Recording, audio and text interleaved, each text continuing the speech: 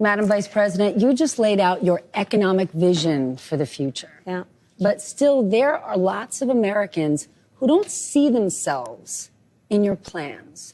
For those who say these policies aren't for me, what do you say to them? Well, if you are hardworking, if you have the dreams and the ambitions and the aspirations of what I believe you do, you're in my plan. You know, I have to tell you, I really love and am so energized by what I know to be the spirit and character of the American people. We have ambition. We have aspirations. We have dreams. We can see what's possible. We have an incredible work ethic. But not everyone has the access to the opportunities that allow them to achieve those things. But we don't lack for those things.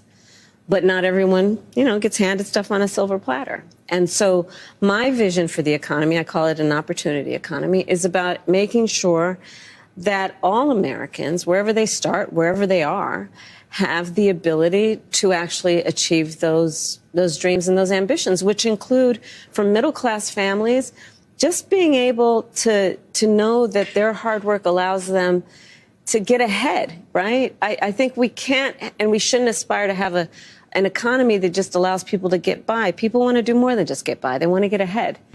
And I come from the middle class. Look, my mother raised my sister and me. She worked hard. She saved up. By the time I was a teenager, she was able to buy our first home. And, you know, home ownership for too many people in our country now is elusive. You know, gone is the day of everyone thinking they could actually live the American dream. So part of my vision for the economy is let's deal with some of the everyday challenges that people face and address them with common sense solutions, such as affordable housing. Over the last 4 years, there have been tremendous economic wins, and you've just laid out a big plan. But still, polling shows that most likely voters still think Donald Trump is better to handle the economy. Why do you think that is? Well, here's what I know in terms of the facts. Donald Trump left us with the worst economy since the Great Depression when you look at, for example, the employment numbers. It was during COVID, and employment was so high because we shut down the government, we shut down the country. Even before the pandemic, he lost manufacturing jobs by most people's estimates, at least 200,000. He lost manufacturing plants. Ask the auto workers how he lost auto plants. We have grown over 20 new auto plants. He has an agenda. Let's just deal with it right now going forward, not to mention what happened in the past. He has an agenda that would include making it more difficult for workers to earn overtime, an agenda that would include cutting off access to small business loans for small businesses, an agenda that includes tariffs to the point that the average working person will spend 20% more on everyday necessities and an estimated $4,000 more a year on those everyday necessities, to the point that top economists in our country, from Nobel laureates to people at Moody's and Goldman Sachs, have compared my plan with his and said my plan would grow the economy, his would shrink the economy. Some of them have actually assessed that his plan would increase inflation and invite a recession by the middle of next year.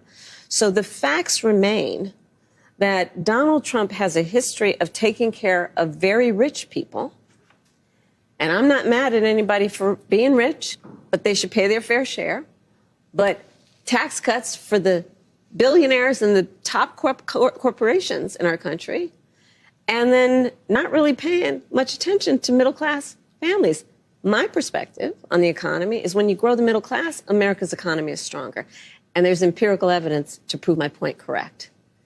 Then let me ask you about taxes, because lots of people will say, I don't like Donald Trump, but he cut my taxes. He didn't just cut corporate taxes, he cut individual taxes. Now, that expires next year, and there's some people confused saying, I don't know what's going to happen next year. Under a Harris administration, at what income level should someone expect their taxes to go up? And that state and local tax deduction that's currently capped and matters to a lot of people in blue states, are you going to lift that cap? So first of all, when it relates to anybody making less than $400,000 a year, your taxes will not go up. Your taxes will not go up.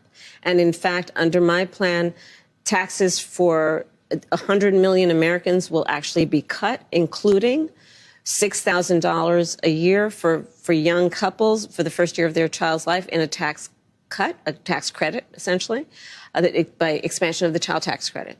And why is that? Because during the first year of a young couple, of a person's child's life, they're going to need help buying a crib, buying a car seat. And we all benefit when they're actually able to do what they naturally want to do to take care of their child. And expanding that child tax credit, or you mentioned housing before, giving that extra money for a first home. If you can't raise corporate taxes, or if GOP takes control of the Senate, where do you get the money to do that? Do you still go forward with those plans and borrow? Well, but we're going to have to raise corporate taxes, and we're going to have to make sure that the biggest corporations and billionaires pay their fair share. That's just it. It's about paying their fair share. I am not mad at anyone for achieving success, but everyone should pay their fair share. And it is not right that the teachers and the firefighters that I meet every day across our country are paying a higher tax than the richest people in our country. Bill Gates just said it this week. If he was in charge of taxes, he would have paid more. But how do you find that line to make sure corporations are paying their fair share, but they're not leaving our country? Well, listen, I work with a lot of CEOs. I have spent a lot of time with CEOs, and I'm going to tell you that the business leaders who are actually part of the engine of America's economy agree that people should pay their fair share. They also agree that when we look at a plan such as mine that is about investing in the middle class, investing in new industries, investing in bringing down costs, invest in entrepreneurs like small businesses, that the overall economy is stronger and everyone benefits. Part of my plan for the economy is investing in new industries in a way that we have active partnership with the private sector. I've worked with the private sector my entire career. Even as vice president, working with some of the biggest banks and biggest tech companies to increase by billions of dollars the money going into community banks to increase access to capital for small businesses. Why do those biggest corporations and CEOs do that? Because they know those kinds of investments, like in our small businesses, in startups and entrepreneurs, actually strengthens America's economy overall, and everyone benefits. So this is not about bilking anybody, but it is certainly about saying, let's make sure that we create opportunities for everyone to grow wealth. I believe that it is not sufficient, and it should not be our goal to just make sure everyone is working. That should be the baseline. That should be a given. And let's create an economy where people have the ability to buy a home, to start a business, to take a nice vacation from time to time, right? For people who want to buy a home, yes, getting a $25,000 kicker would be great. But it's not just affording a home. We don't have enough in this country. You're absolutely right. And one of the main problems are regulations and rules, strict rules at a local level. How does the federal government cut through all that red tape and get down to, the suburbs of Pittsburgh and say, we're going to have to build some affordable housing here? How do you connect the two? So you're absolutely right. So across our country, people rightly are concerned about the cost of housing. So it's home ownership, to your point.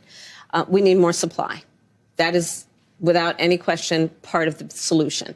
Creating more supply under my plan includes creating tax incentives to work with the private sector and home builders. Part of my goal and the plan would be to create 3 million new housing units for rent and for ownership by the end of my first term. It includes also what we must do to cut red tape. You're absolutely right. It takes far too long, and there's too much bureaucracy associated with home building. And I say that as a devout public servant. I know that we have to reduce the red tape and speed up what we need to do around building. And that is going to require working from the federal level with state and local governments. And it's going to be different in different places, depending on the needs of that community, the needs of that local government, that municipality, but working in consultation and coordination, and also around incentives that we can create. For example, some of the work is going to be through what we do in terms of giving benefits and assistance to state and local governments around transit dollars. and looking holistically at the connection between that and housing, and looking holistically at the incentives we in the federal government can create for local and state governments to actually engage in planning in a holistic manner that includes prioritizing affordable housing for working people. Then let me ask you a business that matters a lot to this town. Yeah. U.S. Steel. Yes. Right? When you think Pennsylvania, when you think Pittsburgh, you got the Liberty Bell in Philly, and you got U.S. Steel in Pittsburgh. That's right. A Japanese company wants to buy them. You are opposed to this idea. Many people are. But if the deal doesn't go through, they have said people could lose jobs, they could close mills, they could leave the state of Pennsylvania. I mean, that is like moving the Liberty Bell to Newark. So which is more important? It's most important that we maintain America's ability to have American manufacturing of steel by American workers for a number of reasons, which includes, again, back to the point of growing our economy and how I think about the economy overall, investing in new industries. There is not a new industry that I can imagine that is not going to require steel as a manufacturing of steel as a fundamental part of what it accomplishes. And having American workers in an American company manufacturing that steel for those new industries is going to be critically important, not only in terms of our economy, but also in the context of national security. Most people now realize if we didn't before the pandemic and the strain on supply chains and an over-reliance on foreign manufacturing, that we have to be intentional about U.S.-based manufacturing.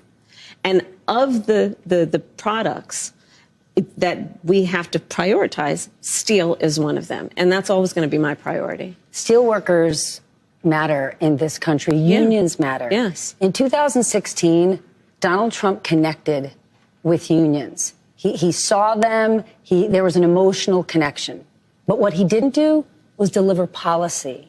In the last 4 years, we have seen huge wins in this country for unions.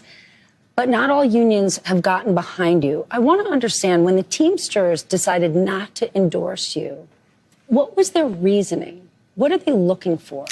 Well, let me go back to our just previous conversation. I'm very proud to have the endorsement of the steelworkers and almost every other major union in America, because I stand by workers and I stand by the importance of being able to join a union and to understand the benefit and the value of unions. And I understand the importance of investing in new industries and working actively with the private sector to grow our economy. But I'm asking because there's this idea, we want something more from her. What is it? Well, here's the thing, that back to your point about previous election cycles, Donald Trump made a whole lot of promises that he did not meet, and one would argue broke. Look at Lordstown. He said he was going to... Don't sell your homes. Yeah, don't sell your homes. And what happened? It shut down. Outsourcing under Donald Trump. His policies that are about putting, tens to hundreds of % tariffs. John Deere. Yes. Yes. So part of the challenge, and I don't disagree that it's a challenge, got to earn the vote of everybody, is reminding people of fact, regardless of what somebody says in a small rally somewhere. And I think that's really important. And that's part of what I'm doing in this campaign, is to remind people, just like here in Pittsburgh, of the reality of who has stood with union labor, who stands for American manufacturing, who stands for American jobs. Can I ask you about tariffs? Because you just mentioned it. It's not just with one company. Donald Trump's sort of big idea is this broad-based tariffs across the board.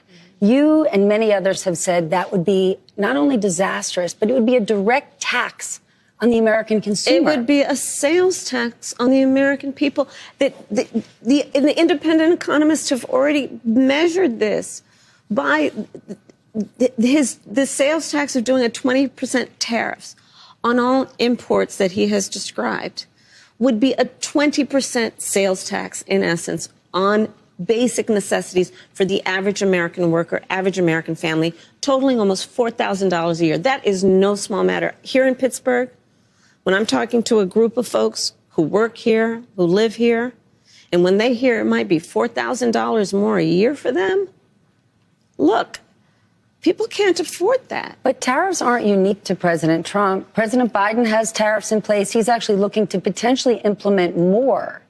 Where do you come out on? Is there a good tariff, a bad tariff? Well, part of it is you don't just throw around the idea of just tariffs across the board, and that's part of the problem with Donald Trump. Frankly, I'm going to, and I say this in all sincerity, he's just not very serious about how he thinks about some of these issues.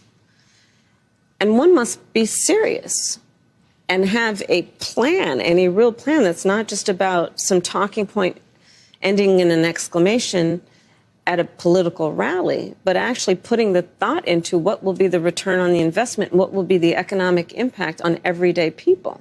And when you look at my plans, you will see what those benefits will be. $25,000 down payment assistance for first-time home buyers. You know what that means?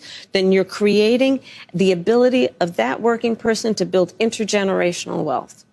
Doing the work of a $6,000 child tax credit, doing the work of a $50,000 tax deduction for first-time small businesses, startups, because right now— That's a real plan. It's a real plan, because right now, and again, it's about paying attention to the detail and being serious about it.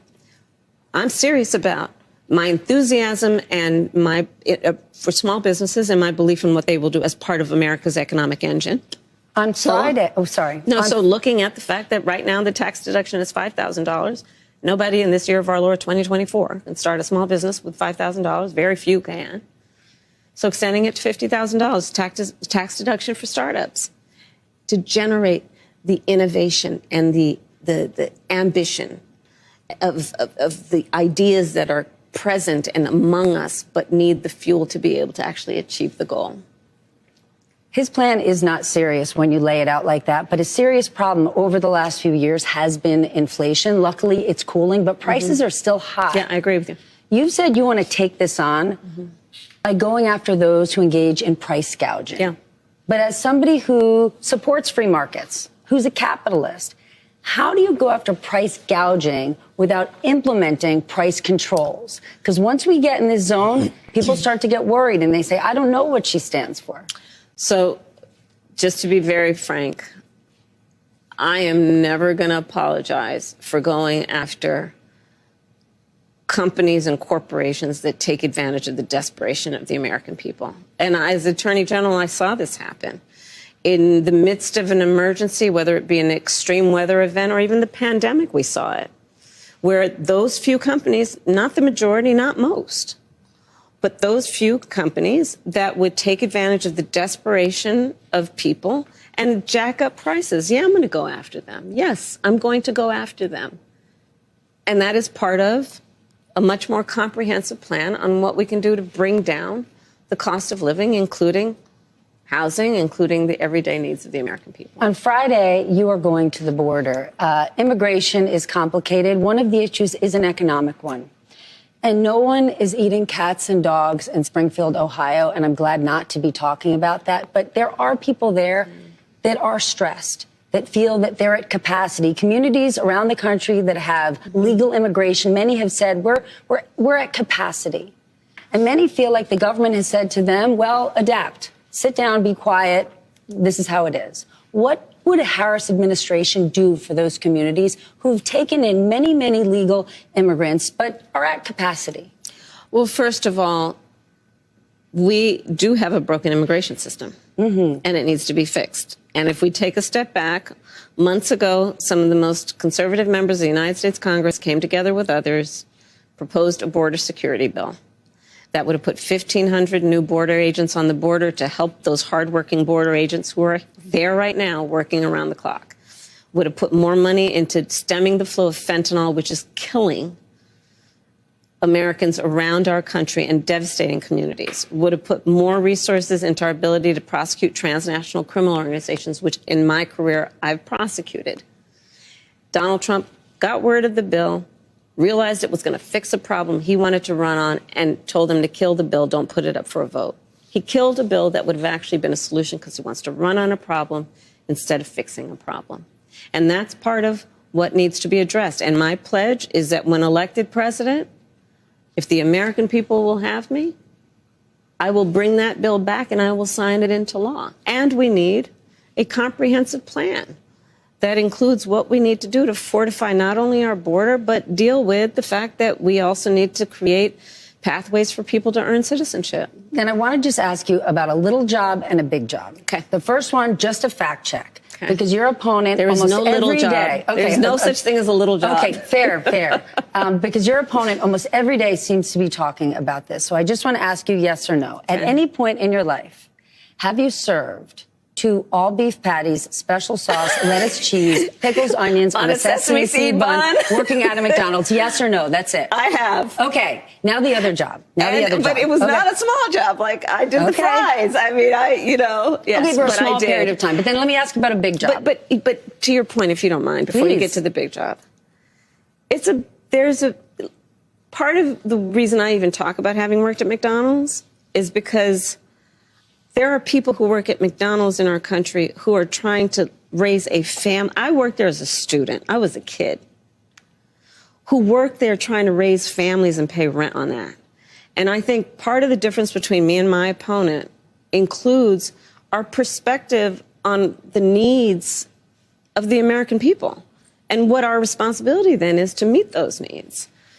Then to the big job. You have laid out policy in great detail. Yeah. But the economy is an unpredictable beast. And you are running for a job that takes extraordinary instinct and guts. Yeah. What's the last time you had to make a gut decision? This here is very prescribed, it's very controlled. Yeah. Probably the biggest gut decision I've made most recently is to choose my running mate. Yeah. There were lots of good, incredible candidates. And ultimately, that came down to a gut decision. I know I'm out of time, but then I just want to ask you a question from my gut. Okay. Because today we're talking about we're talking about the economy. Yeah. And people don't think often about reproductive rights being an economic issue, but it is. A woman's ability to plan her future, her education, her life. Today, and in the last few days, Donald Trump keeps talking about it and how in overturning Roe v. Wade, he helped women. He protected women. He says they're miserable today. They're poorer today. They're more vulnerable today. He said he will be the protector of women if elected. Can you respond to that? So Donald Trump is also the person who said women should be punished for exercising a decision that they rightly should be able to make about their own body and their future. So I think we would all agree that as a result of that perspective that he has about women, he also then chose 3 members of the United States Supreme Court who did as he intended, undid the protections of Roe v. Wade, and now, in state after state, you see laws being passed that do punish women. Laws that, I mean, most recently, a heartbreaking story resulted in a young woman dying, a mother of a 6-year-old. Heart-wrenching stories. And that's for the listener, much less their family. So, look, I think the thing about Donald Trump is that, I don't think the women of America need him to say he's going to protect them. The women of America need him to trust them. Can we trust you? Yes. Yes. I am not perfect, but I will tell you, I'm always going to put the needs of the people first. Madam Vice President, thank you for your time today. Thank you. Thank you.